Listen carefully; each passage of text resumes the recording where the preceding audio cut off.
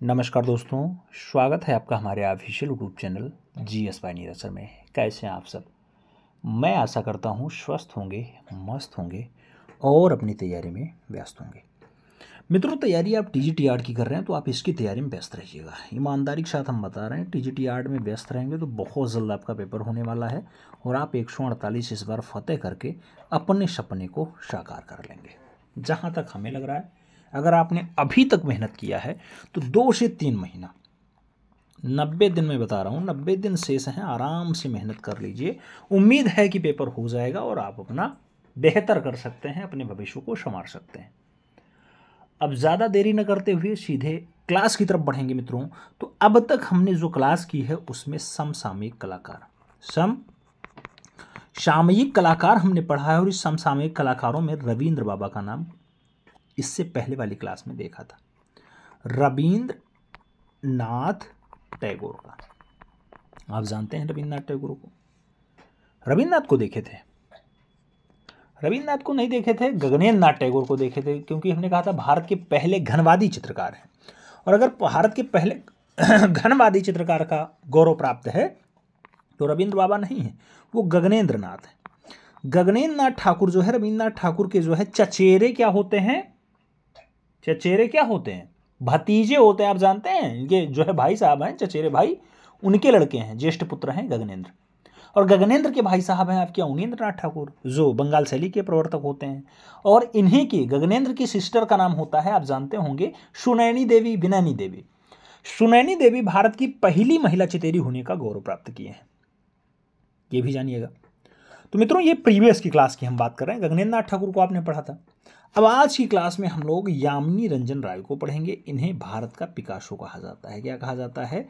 भारत का पिकासो कहा जाता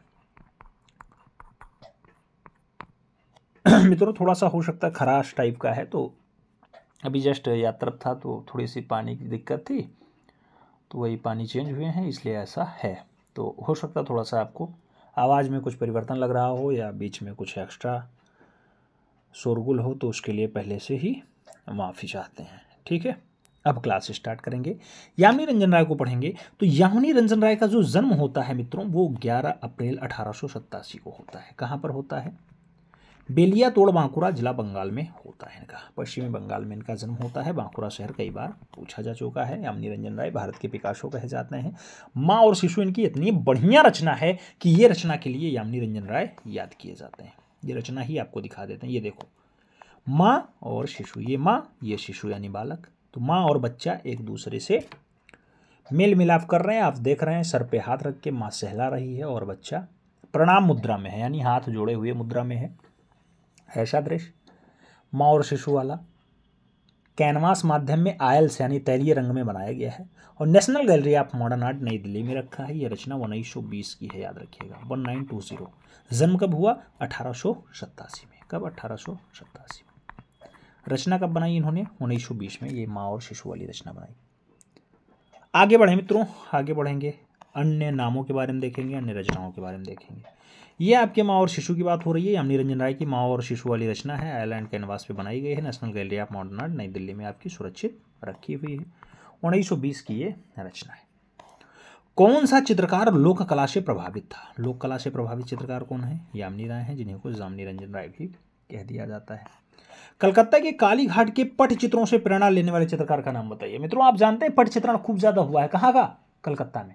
कलकत्ता में पट चित्रण पे प्रेरणा लेने का काम किसका रहा? तो कलकत्ता के पट चित्रों पे प्रेरणा प्राप्त करने का जो काम रहा वो भारत के पिकासो यामिनी रंजन राय का रहा है, याद रखिएगा। यामिनी रंजन राय ने पट चित्रण से भी प्रेरणा ली। आगे बात करें मित्रों, अगला पॉइंट दिया जाता है। पॉइंट में कहा जाता है आधुनिक चित्रकार यामिनी रंजन राय की कला या चित्रकला कौन सी चित्र विधा से प्रेरित है? कौन सी चित्र विधा से प्रेरित है? तो काली घाट का पट चित्रण वाली जो विधा है मित्रों, उसी से खूब ज्यादा प्रेरित है यामिनी रंजन राय की चित्रकला। यामिनी राय की पेंटिंग कौन से माध्यम में बनी है? तो यामिनी रंजन राय की जो पेंटिंग है मित्रों, जो इनकी ड्राइंग है, वो कौन से माध्यम में है? वो टेम्परा माध्यम में ज्यादा मामले में बनी है। टेम्परा माध्यम में ज्यादा बढ़िया बनी है। चित्रों में छटक रंगों का प्रयोग किया गया है। तो चित्रों में खूब ज्यादा छटक, यानी आपके लाल वाले रंग हों, काला वाले रंग हों, यानी चटकीले रंगों का प्रयोग ज़्यादा मात्रा में किसने किया? तो वो आपके यामिनी रंजन राय के द्वारा किया गया, जो काली घाट के पटचित्रों से भी प्रेरणा प्राप्त करते हैं। आगे बात करेंगे मित्रों, अगला पॉइंट लिया गया। पॉइंट में कहा जा रहा है पटुआ चित्र कहाँ से संबंधित है। पटुआ चित्र की अगर बात आती है, ये कहाँ से संबंधित है पटुआ चित्र, तो पटुआ चित्र की जैसे बात आती है काली घाट का नाम आता है। किसका नाम आता है? काली घाट का नाम आता है मित्रों। काली घाट कहाँ वाला है? ये काली घाट बंगाल वाला है, याद रखिएगा। ठीक है, आगे। ईसा के जीवन पर आधारित चित्र किस कलाकार ने बनाए? ईसा मसीह के जीवन पर आधारित पूछा जा रहा है। ईसा मसीह के जीवन पर आधारित चित्रण यामिनी रंजन राय के द्वारा बनाया गया। इसको हमने प्रीवियस ईयर पेपर में देखा होगा क्वेश्चंस। इसके साथ प्रैक्टिस पेपर कराया गया, तो उसमें भी खूब अच्छे मात्रा में ये क्वेश्चंस कराया गया। इंपॉर्टेंट पॉइंट है। अगला पॉइंट करते हैं मित्रों। अगला पॉइंट कह रहा है लोक कला परंपरा के चित्रकारों का नाम बताइए। अब लोक कला से जो प्रभावित होगा सब लोक कला पे आधारित चित्रकारी करेंगे। उसमें पहला नाम आप जामिनी रंजन राय का लगाइएगा, जिन्हें भारत का पिकासो कहा जाता है। दूसरा नाम बी प्रभा का लगाइएगा मित्रों। बी प्रभा आपके लोक कला से जो है प्रभावित चित्रकारों की श्रेणी में आते हैं, जबकि के एस कुलकर्णी, इनका भी नाम लोक कला वही जो बसोली शैली है आपकी, जानते होंगे ना लोक कला से प्रभावित शैली कौन सी? बसोली शैली। तो वही वाली लोक कला से प्रभावित चित्रकार भी ये हैं। तो लोक कला को अच्छे माध्यम में अपने चित्रों के जो है रूप में दर्शाने का काम रहता है। कोई तैलीय माध्यम में बनाता है, कोई आप देखते होंगे जल माध्यम में बनाता होगा। अभी बहुत सारी रचनाएं, बहुत सारे चित्रण आपके बीच हम प्रस्तुत करेंगे। फिलहाल बहुत सारे वीडियोज़ भी वहाँ शूट किए गए हैं, तो सब कुछ आपको मिलेगा, लेकिन थोड़ा सा धैर्य रखिएगा। अभी आज थोड़ी सी दिक्कत है, गले में खराश टाइप का लग रहा है, लेकिन सब मिलेगा। क्लास पहले हो जाए आराम से। ठीक है, आगे बात करते हैं। आगे कहा जा रहा है यामिनी रंजन राय ने माँ और शिशु के शीर्षक से कौन सा चित्र बनाया मित्रों? तो माँ और शीर्षक की रचना बनाई। किसने बनाई? यामिनी रंजन राय ने बनाई। अभी आपने रचना ही देखी थी, 1920 में बनाई गई। कब बनाई गई? 1920 में बनाई गई। कहाँ पे रखी है आप ये भी जानते हैं। कहाँ पे रखी है? नेशनल गैलरी ऑफ ऑनर नई दिल्ली। किस माध्यम में? टेम्परा माध्यम में। टेम्परा माध्यम में किस पे बनाया गया? आयल पर बनाया गया। आयल यानी आयल से बनाया गया है, जल से नहीं बनाया गया। ठीक है, कैनवास माध्यम में बनाया गया। समझ में आई बात? आगे यही पॉइंट पूछ लिया गया जो अभी समझाया। 1920 में कैनवास माध्यम में तैलीय माध्यम से अंकित यामिनी रंजन राय का चित्र है माँ और शिशु। ये माँ और शिशु कहाँ सुरक्षित है मित्रों? तो नेशनल गैलरी ऑफ ऑनर नई दिल्ली में रखा हुआ है। 1929 से 1936 तक लाहौर के किस स्कूल में यामिनी रंजन राय ने सहायक निर्देशक के पद पर काम किया? मित्रों, सहायक निर्देशक के रूप में लाहौर में काम किया। कहाँ पे? लाहौर में। लाहौर आज आपका कहाँ पर पड़ता है? जानते हैं, पड़ोसी देश है, पड़ोसी मुल्क है पाकिस्तान, वहाँ पड़ता है। तो वहाँ पर एक मेयो स्कूल ऑफ आर्ट्स है मित्रों। यही मेयो स्कूल ऑफ आर्ट्स है जो आज की डेट में यूपी में आर्ट टीचर अगर आप बनना है, तो अगर आपने मेयो कॉलेज ऑफ आर्ट्स से फाइन आर्ट में डिप्लोमा कर रखा हो, या फिर प्रावैधिक क्लास डिप्लोमा कर रखा हो, या फिर IIT बॉम्बे कर रखा हो, या फिर शांति निकेतन से कला डिप्लोमा कर रखा हो, या एक प्रयागराज का जो है कला कोर्स होता है उसको कर रखा हो, तो यही मेयो कॉलेज ऑफ आर्ट्स का सहायक निर्देशक 1929 से 36 तक यानी 7 वर्षों तक कौन रहा? यामिनी रंजन राय जी रहे। हालांकि यूपी में अगर मास्टर बनना है तो यूपी की योग्यता होनी चाहिए या भारत देश की होनी चाहिए, आउट ऑफ स्टेट की क्यों है या अदर कंट्रीज़ की क्यों है? तो इसका विरोध इस बार हुआ था जब फॉर्म आया था 2022 वाला, तो खूब ज़्यादा हुआ था कि मेयो कॉलेज ऑफ आर्ट्स का हटाइए। हालांकि इससे कहीं फॉर्म 1-8% पड़ता होगा, 1% लोग बहुत हैं, लेकिन भाई सही बात है, अच्छी बात है। अब जो अच्छाइयाँ हैं वो अच्छाइयाँ कही जाएँ, जो बुराइयाँ हैं वो बुराइयाँ कही जाए। फिलहाल बहुत कम लोग हैं जो मेयो कॉलेज ऑफ आर्ट्स से डिप्लोमा लिए हुए हैं और जो इस बार फॉर्म भरे हैं। ठीक है, चलो अच्छी बात है। यामिनी रंजन राय ने वहाँ भी अपनी सेवाएं दी और उसको भी समृद्ध बनाने का काम किया। अगला पॉइंट दिया गया, सन 1955 में भारत सरकार द्वारा किस कलाकार को बतौर कलाकार प्रथम पद्म भूषण, कौन सा? पद्म भूषण। किस नंबर का? पहले नंबर का। किसमें? कलाकारिता में। तो बतौर कलाकार पहला पद्म भूषण सम्मान किसे दिया गया? तो 1955 में यामिनी रंजन राय को पहला पद्म भूषण दिया गया। पद्म भूषण किस क्रम का है? दूसरे क्रम का सबसे बड़ा पुरस्कार है भारत देश का, याद रखिएगा। दूसरे क्रम का है, ये दूसरे क्रम का नहीं होगा, ये तीसरे क्रम का होगा, क्योंकि पहले नंबर पे आपका क्या आता है आप जानते मित्रों? पहले नंबर पे आपका भारत रत्न आता है। क्या आता है? भारत रत्न आता है। दूसरे नंबर पे क्या आता है? पद्म विभूषण आता है, विभूषण। तीसरे पद्म भूषण, पद्म भूषण आएगा, और चौथे पे पद्मश्री आएगा, पद्मश्री आएगा। अब इसी में आप क्रम लगा लीजिए। जब ये भारत रत्न नहीं होता है तो ये आपका जो पद्म विभूषण है पहले नंबर पे आ जाएगा, पद्म भूषण दूसरे नंबर पे आ जाएगा और पद्मश्री तीसरा नंबर पे आएगा। तो काउंट करने का तरीका होना चाहिए बस, और कोई बात नहीं। ठीक है, तो पहला कलाकार जिन्हें पद्म भूषण मिला किस सन में मिला? 1955 में मिला। भारत देश का पहला चित्रकार है, नाम क्या होता है? यामिनी रंजन राय होता है। यामिनी रंजन राय होता है, नाम याद रखिएगा। अगले पॉइंट की तरफ चलेंगे। अगला पॉइंट आपसे कह रहा है मित्रों, महात्मा गांधी ने यामिनी रंजन राय को किस नाम से संबोधित किया था? महात्मा गांधी, बापू करमचंद गांधी, आप जानते हैं ना। तो इन्हें राष्ट्रवादी कलाकार कह के पुकारा था। किसने? बापू ने। बापू की मित्रता इतनी ज्यादा थी नंदलाल बोस से, लेकिन उन्हें नहीं कहा था राष्ट्रवादी चित्रकार। किसको कहा? राष्ट्रवादी कलाकार कह के पुकारा यामिनी रंजन राय को, जो भारत के पिकासो कहे जाते हैं। जिनका जन्म कहां पे हुआ? अभी आपने देखा बांकुरा, बंगाल में हुआ था 1887 के आसपास। आगे बात करते हैं। अगला पॉइंट आया, पाश्चात्य कला समीक्षकों ने यामिनी राय को क्या कह करके पुकार दिया? तो पाश्चात्य कला समीक्षकों ने भारत कलाकार का पैगंबर या भारतीय कला का पैगंबर। पाश्चात्य कलाकार जिसमें आप देखते होंगे बहुत सारे नाम आते हैं, सल्वाडोर डाली हो, ब्रांक हो, या फिर आपके जैक्सन पोलार्क हो, या फिर टर्नर हो, बहुत सारे नाम आते हैं ना। तो वो पाश्चात्य वाले विदेशी वाले हैं।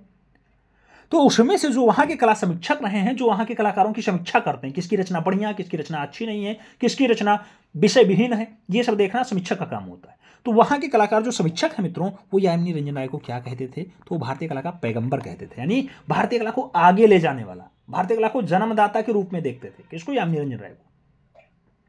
आगे बढ़ा जाए। आगे कहा जाए मित्रों, तो अगला पॉइंट आता है यामिनी राय का चित्र। क्या? यामिनी राय ने एक रचना बनाई, रथ पर राजा और रानी। रथ पर राजा और रानी जो है वो पूछा जा रहा है कौन से माध्यम में यामिनी ने बनाई थी? तो मित्रों यामिनी सबसे ज्यादा काम जो है वो टेम्परा माध्यम में किया, इसलिए टेम्परा माध्यम में इन्होंने ये भी रचना बनाई, रथ पे राजा और रानी। यामिनी रंजन राय के रेखांकन की प्रमुख विशेषता क्या होती है मित्रों? यामिनी रंजन राय जो चित्र बनाते हैं उसमें रेखांकन कैसा रहा, रेखाओं का अंकन कैसा रहा? तो उसमें आप देखेंगे सरल रेखा का प्रयोग खूब बढ़िया से हुआ है, कई जगह गात्यात्मक रेखाओं का प्रयोग हुआ है, कई जगह वार्तुलाकार रेखा बनाई गई है, और कई जगह आप देखेंगे तो बहुत सरल रेखा में भी चित्रण हो गया। तो ये प्रमुख विशेषताएं किसकी हैं? ये यामिनी रंजन राय की हैं। रंग आपने देखा ही थी, चटकीले रंगों का प्रयोग किया करते थे।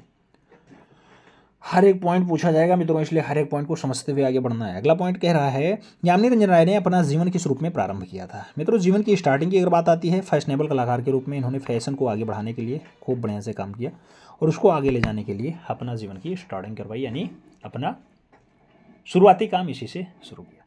आगे बात करें, एम.एफ. हुसैन के अलावा किस भारतीय कलाकार को भारत का पिकासो कहा जाता है? मित्रों भारत का पिकासो हमने स्टार्टिंग में ही सबसे पहला शब्द दिया था, यामिनी रंजन राय को कहा जाता है। तो भारत का पिकासो यामिनी रंजन राय है, और दो लोगों को टोटल भारत का पिकासो कहा जाता है। एक आपके मकबूल फिदा हुसैन है, एम.एफ. हुसैन। समसामयिक कलाकारों में एक विवादित नाम होता है, क्योंकि वो नूड रचना बनाते हैं। नूड मतलब नंगी आकृति बनाने के लिए जाने गए। बीच में इतना ज़्यादा विवाद हो गया कि फिर उन्हें भारत देश ही छोड़ना पड़ा। सोचो भारत देश का राज्यसभा का सदस्य रहा वो इंदिरा गांधी के टाइम पे, वो उसी इंदिरा गांधी को दुर्गा के रूप में दर्शा दिए थे। भारत माता जो आप जानते हैं, भारत माता का चित्रण ध्वज लिए हुए आगे जो है भारत माता का चित्रण होता है, उनको ये नग्न अवस्था में दर्शाने का काम किया, तब जाके इनको विरोध बहुत ज्यादा हो गया और फिर इन्हें भारत देश छोड़ना पड़ा। तो दो लोगों को भारत का पिकासो कहा जाता है, एक तो एम.एफ. हुसैन को और दूसरा यामिनी रंजन राय को। तो मित्रों यामिनी रंजन राय की विस्तार से और वीडियो मिल जाएंगी। फिलहाल जो इंपॉर्टेंट पॉइंट्स थे वो आपको यहाँ दिखाए गए हैं। और आगे बात कर लेते हैं अमृता सहगल की। अमृता सहगल का अगर बात करते हैं मित्रों, तो 1913 में जन्म और 1941 में इनकी मृत्यु होती है। यामिनी की मृत्यु कब होती है? 1972 में होती है, याद रखिएगा। जन्म कब हुआ था उनका? तो वो 1887 में जन्म लेते हैं, ठीक है। यामिनी रंजन राय इनकी कब हुई? इनका 1913 में हुआ, 1941 में डेथ हो गया, यानी 28-29 साल ये जीवित रहे, 28 साल, ठीक है। अमृता सहगल का जन्म कब और कहाँ हुआ मित्रों? तो 30 जनवरी 1913 को हंगरी बुडापेस्ट में हुआ था इनका जन्म। कहाँ पे? हंगरी बुडापेस्ट में। कई बार क्वेश्चन आपसे पूछेगा भारतीय मूल की विदेशी नागरिक कौन है? तो आपको अमृता सहगल के साथ ही आंसर्स लगाना पड़ेगा, क्योंकि इनके जो फादर है मित्रों वो एक सिख हैं, वो एक सिख भारतीय हैं। जो इनकी माता है वो आप जानते हैं कहाँ से है? हंगरी बुडापेस्ट से है ना। और इनकी शादी जो होती है ना वो ममेरे भाई से होती है, ये भी याद रखिएगा। लव मैरिज शादी होती है, ममेरे भाई से कर लेते हैं। और थोड़ा सा अच्छे से देखते हैं। अमृता सहगल की एक रचना बहुत अच्छी है, वधू का श्रृंगार। मित्रों वधू का श्रृंगार कर रही हैं युवतियाँ, आप देख सकते हैं। ये है आपकी वधू, और इसको श्रृंगारित करने का काम इन लोगों का है।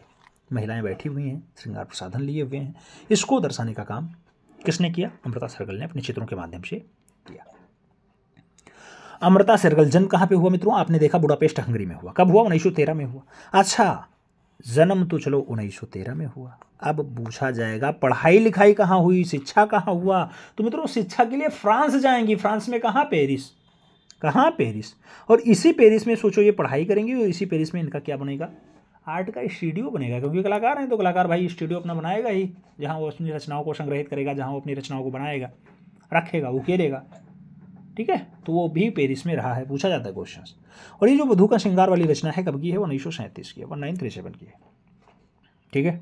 आगे बात करते हैं, अगला पॉइंट आता है। अगला पॉइंट कह रहा है आपसे मित्रों क्या, पेरिस में किसके निर्देशन में तथा किस संस्थान से अमृता ने कला शिक्षा ग्रहण की? पेरिस में कहाँ पर और किसके निर्देशन में पढ़ा? तो लूसिया साइमोन के निर्देशन में इन्होंने शिक्षा ग्रहण की, और इकोल द बुआर्जार्ट में इन्होंने पढ़ाई की। कहाँ पर? Ecole des Beaux Arts. कहाँ पढ़ता है? पेरिस में पढ़ता है। गुरुजी कौन होते हैं? Lucia Simon. इनके निर्देशन में इन्होंने शिक्षा ग्रहण की। जैसे ये लोग बंगाल से वाले आप देखते होंगे, अवनी बाबू के निर्देशन में किसने पढ़ा? नंदलाल बोस ने पढ़ा, डीपी राय चौधरी ने पढ़ा। अवनी बाबू का नाम ले लेंगे, बहुत सारे कलाकार का नाम आएगा ना उसमें, अवनी बाबू के निर्देशन में। तो लोग उनके निर्देशन में पढ़े। ऐसे जो है इन्होंने लूसिया साइमोन के निर्देशन में पेरिस फ्रांस में अमृता सरगल ने पढ़ाई की। भारतीय कला की प्रेरणा सर्वप्रथम अमृता सरगल को कहाँ से मिलती है? तो भारतीय कला को समझने का काम, भारतीय कला को प्रोत्साहित करने का काम, भारतीय कला को समझने का काम, यानी प्रेरणा कहाँ से मिलेगी? जब ये अजंता आएंगी, महाराष्ट्र देखेंगी 30 गुफाओं वाली अजंता, फिर इन्हें प्रेरणा मिलेगी। महाराष्ट्र में आपकी जो है एलोरा है, 34 गुफा लिए हुई है, 3 धर्मों का संगम है, इसे देखेंगी। यानी अजंता और एलोरा के चित्रों को देखने के बाद इनके जीवन में भारतीय कला के प्रति थोड़ा सा झुकाव बढ़ता है, जागृति होती है। फिर 1934 में भारत भी आ जाती हैं, परमानेंट भारत आ जाती हैं। सोचो 1934 में परमानेंट भारत आ जाती हैं। लेकिन दुखद निधन आप जानते ही हैं कि ये है 5 दिसंबर 1941 का वो काला दिन होता है जब अमृता सरगल इस दुनिया में नहीं रहती हैं। आगे बात करें मित्रों, तो आगे कहा जाता है अमृता सरगल की माँ कहाँ की थी? ये क्वेश्चन कम से कम हमें लग रहा है 1 से 2 बार छपा है। अमृता सरगल की जो माँ होती हैं मित्रों, वो हंगेरियन होती हैं। और अमृता सरगल के चित्रों में किसका भाव झलकता है? तो विषाद यानी करुणा का भाव ज़्यादा दिखाई देता है। तो विषाद का भाव जो है ज़्यादा मात्रा में दर्शाया गया। आगे, अमृता सरगल के कार्यों को किसने प्रोत्साहित किया? मित्रों प्रोत्साहन मतलब आप काम कर रहे हैं, पीछे से सराहना किया जाए कि आप थोड़ा सा और ज़्यादा क्या हो जाएं, पॉजिटिव एनर्जी के साथ काम करें, यानी और अच्छी रचना कर पाएँ। तो प्रोत्साहित करने का काम किसका रहा? जामिनी रंजन राय का रहा। जामिनी रंजन राय वही जो अभी भारत के पिकासो कहे गए, बेतियावाड़ा बांकुरा में जिनका जन्म हुआ, 1887 का जन्म हुआ। तो प्रोत्साहन करने का काम जामिनी रंजन राय का रहा। इनके चित्रों को खूब ज़्यादा प्रोत्साहित करते रहे। अमृता सरगल भारत कब लौटी? मित्रों ये पॉइंट कम से कम हमें लग रहा है 2 या 3 बार पूछा गया आपकी परीक्षा में। तो अमृता सरगल जो भारत लौटने का क्रम है, हालांकि कई बार आई हैं, लेकिन 1934 में परमानेंट भारत आ जाती है, 1934 में परमानेंट आ जाती हैं। अमृता के पिता का नाम बताइए? सरदार उमराव सिंह शेरगिल। सरदार उमराव सिंह शेरगिल ये भारतीय मूल के सरदार हैं, पंजाब प्रांत वाले में रहते हैं, और जो है इनका संबंध अमृता सरगल के फादर के रूप में रहा है। आगे बात करें, अमृता की मृत्यु किस आयु में होती है? 28 वर्ष की आयु में होती है। डेट क्या होती है? तो वो 5 दिसंबर 1941 का दिन होता है। 28 वर्ष की आयु में अमृता गौलोकवासी हो जाती हैं। आगे बात करते हैं, तो अमृता सरगल की प्रसिद्ध कृति 1932 में यंग गर्ल, कौन सी? यंग गर्ल किस माध्यम में बनाई? आयरलैंड कैनवास पे इन्होंने बनाई है। रचना इनकी 133 × 164 सेंटीमीटर की है। वर्तमान में कहाँ रखी हुई है? तो national gallery of modern art नई दिल्ली आप जाइएगा, आपको यंग गर्ल देखने को मिल जाएगी, जो 1932 में अमृता सरगल के द्वारा उकेरी गई थी। लंबाई चौड़ाई क्या है? 132 × 133 × 164, 133 × 164। आगे बात करें मित्रों, एक महत्वपूर्ण कलाकार अमृता सरगल, जिन्होंने अपनी पहली प्रदर्शनी, मित्रों आप जानते हैं कलाकारों की रचना पूछी जाती है, कलाकारों का जन्म पूछ लिया जाता है, मृत्यु पूछ ली जाती है, कभी कभी पुरस्कार भी पूछ लिए जाते हैं, और कभी कभी पहली प्रदर्शनी कहाँ लगी ये भी पूछ लिया जाता है। तो पहली प्रदर्शनी कहाँ लगाई गई थी? 2 फरवरी 1937 को इलाहाबाद विश्वविद्यालय प्रयागराज में इन्होंने पहली प्रदर्शनी का आयोजन किया था। मुंबई के किस होटल में अमृता ने चित्रों की प्रदर्शनी लगाई? मुंबई का ताज होटल, जहां मित्रों आप जानते हैं ताज होटल में आतंकी हमला हुआ था 26/11, तो उसी 26/11 वाले ताज होटल में किसने? अमृता सरगल ने अपनी प्रदर्शनी भी लगाई है, चित्रों की प्रदर्शनी लगाई। हालांकि दुखद जो है ये हमला हुआ था, और आप जानते हैं कि इसके बाद इसका क्या हाल हुआ था। तो उसके लिए भी विशेष में हम लोगों ने नवंबर में 26 तारीख को विशेष श्रद्धांजलि सभा भी की थी। आप लोग भी उसमें पार्टिसिपेट हुए थे, श्रद्धांजलि। हालांकि ऐसी दुखद घटना कहीं ना हो, इसके लिए हम ईश्वर से प्रार्थना करते हैं।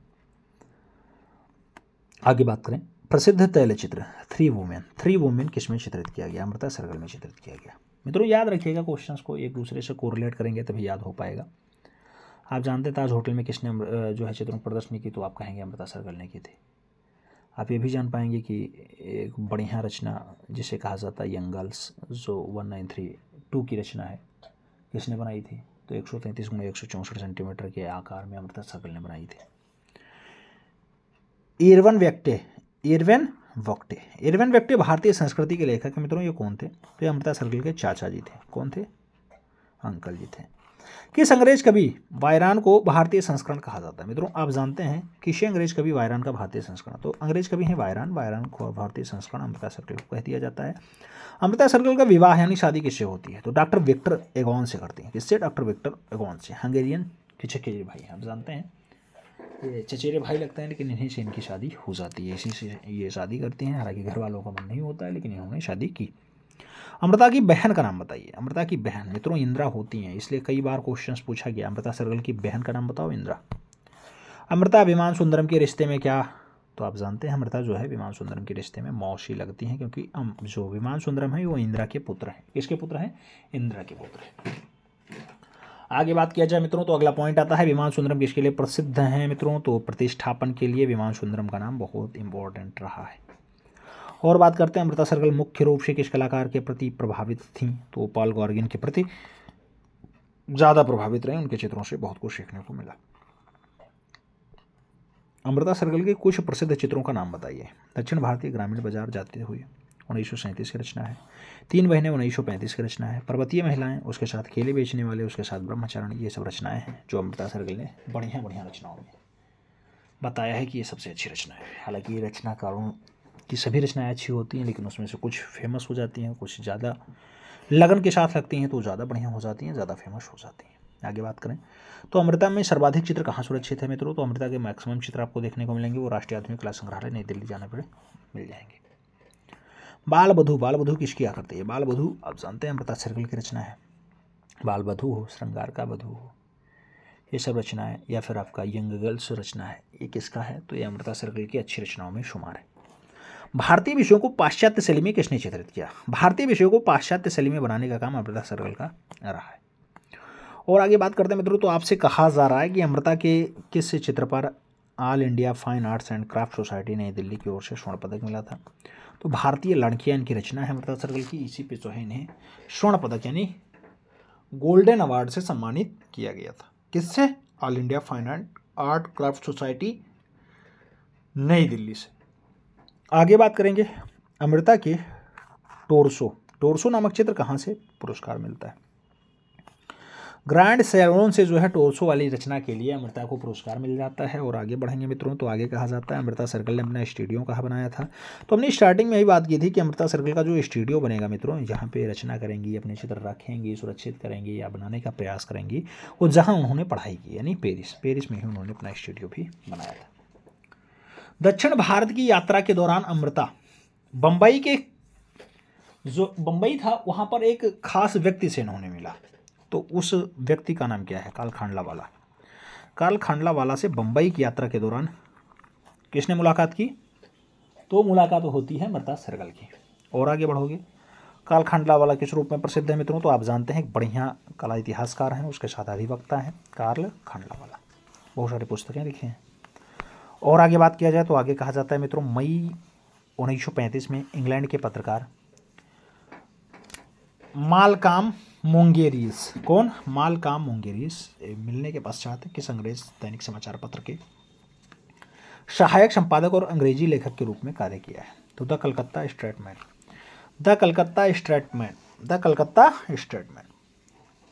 मालकॉम मोंगेरी से मिलने के पश्चात